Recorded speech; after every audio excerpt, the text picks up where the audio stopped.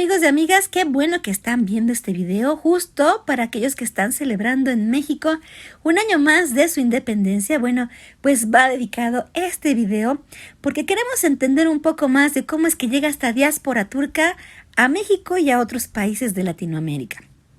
Y bueno, tenemos que empezar por decir que el establecimiento de relaciones formales de México con la mayoría de los países de Medio Oriente se empezó a efectuar a partir de la segunda mitad del siglo XX, con excepción de países como Egipto, Líbano, Irán y Turquía, que antes era el Imperio Otomano, los cuales contaron con representaciones del gobierno mexicano desde finales del siglo XIX.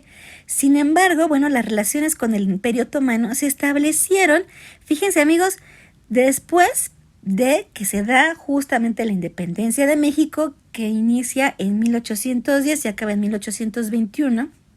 ¿Verdad? De que termina ese año donde se da todavía un paso entre lo que va a ser un modelo como de monarquía y ya con mucha dificultad, muchas guerras, bueno, ya un desarrollo ya más de la República, lo que vamos a conocer como República Mexicana. Bueno, el contacto del Imperio Otomano se va a establecer durante el periodo de Maximiliano de Habsburgo, entre 1864 y 1867, un momento de la historia de México súper complicado, porque todavía no se le veía con la madurez necesaria para tener su propio gobierno. Muy mal esto, ¿verdad? Por parte de gobiernos europeos que estaban interesados después de España en establecer aquí su dominio. Y justamente este contacto se va a dar particularmente a través de la Embajada de Grecia, que incluye al Imperio Otomano y obviamente al Imperio, bueno, lo que es Turquía. Así que el interés de Maximiliano era intercambiar información sobre las formas de aminorar o disminuir la influencia europea en ambos territorios. Es decir, en lo que respecta a Egipto, México mantuvo dos oficinas consulares, una en Alejandría y otra en el Cairo, en la segunda mitad del siglo XIX y posteriormente hasta el gobierno de Porfirio Díaz, aunque fue hasta 1960 que se intercambiaron embajadas, por ejemplo con Líbano, que fue uno de los primeros países del área en la cual México tuvo ya un intercambio de embajadas, sobre todo una vez hasta que este país obtuvo su independencia ya avanzadas las primeras décadas del siglo XX. Entonces, cuando nosotros estamos queriendo localizar la llegada de los primeros turcos a México, amigos, es bien difícil porque todo este primer periodo de México relacionándose con Medio Oriente, pues tuvo una combinación, una mezcla de varias identidades que en ese momento también se agrupaban en el Imperio Otomano. Y mucho tenía que ver con esta influencia, les decimos, de Maximiliano, y obviamente los intercambios que se hacían con el gobierno, ahora sí que con el Imperio Turco, se hacían desde Europa, por ejemplo, desde la Embajada de Francia.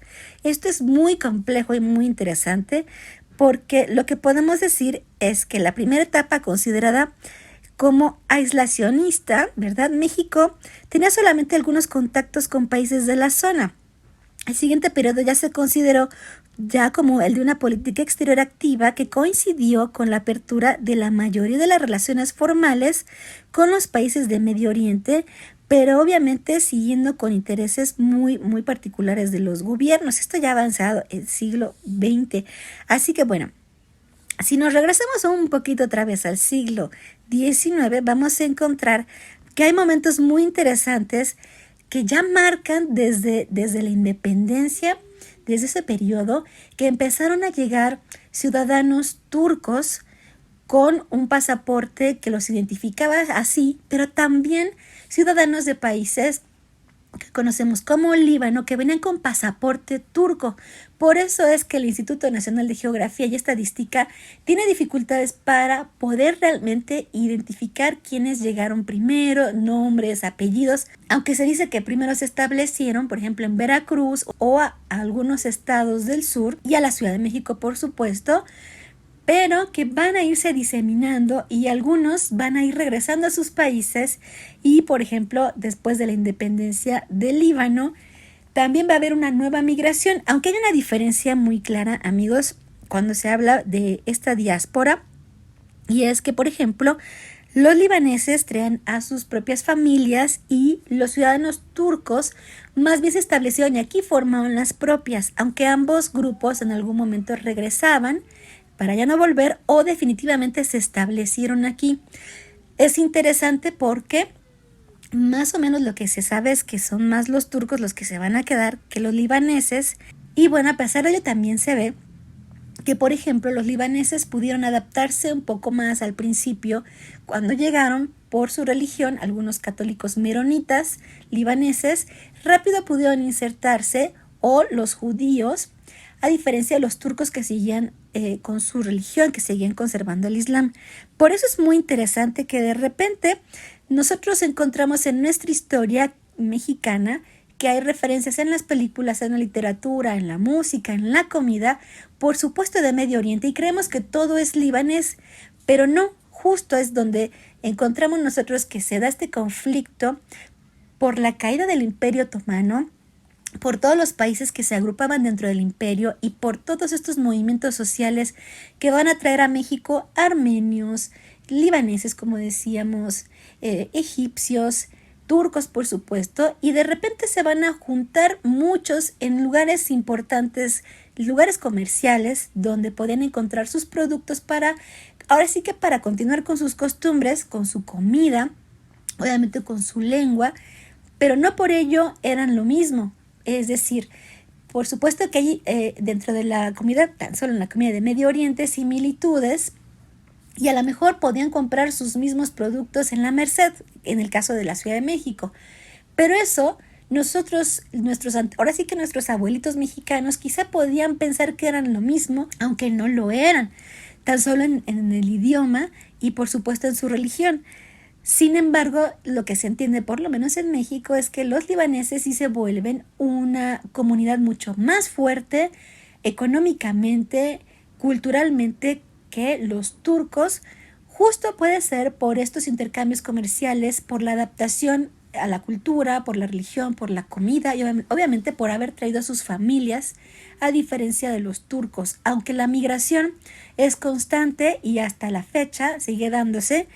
Y bueno, es sumamente interesante. Así que podríamos decir, amigos, que la actividad de México en los asuntos de Medio Oriente se dio particularmente en la esfera multilateral y en relación a ciertas coyunturas internacionales, como problemáticas, decíamos, que se daban por las independencias, el conflicto árabe-israelí, la revolución de Irán, los inicios de la guerra de Irán e Irak, al igual que todo lo que se estaba dando en la Primera y en la Segunda Guerra Mundial.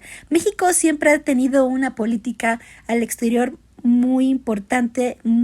México siempre ha sido un lugar donde se le abre, ahora sí que la puerta a todo aquel que pide ayuda, a todos aquellos migrantes que deciden encontrar aquí su casa, ¿verdad? Por algún problema político que los hace exiliarse, o también porque encuentran en México un lugar muy favorable para poderse establecer y para poder también crecer, aunque regresen a su país. Hoy en día lo que encontramos, amigos, que en muchos turcos es que van y vienen, y es que pues la verdad es que se enamoran de México, ¿verdad? ¿Cómo no? Entonces es muy interesante. Sin duda se seguirá escribiendo más acerca de esta migración ya en el siglo XXI y cómo se está estableciendo, obviamente, todos los problemas que trajo de racismo, por supuesto, todos los choques culturales, todo lo que seguimos viendo dentro de las familias.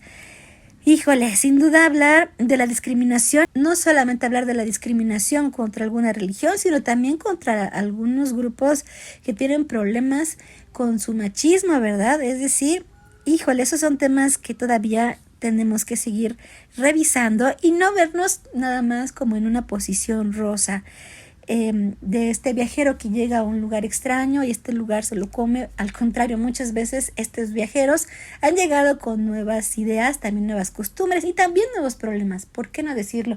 Pero así pasa en todo el mundo y así es como se hacen fuertes los lazos, la genética y por supuesto la historia. Así que, amigos y amigas, ojalá les haya gustado, y para todos los que están celebrando en México, pues viva México, y a toda Latinoamérica también, sin duda, un gran abrazo. Ojalá les haya gustado este video. Nos vemos pronto, cuídense mucho. Hasta luego.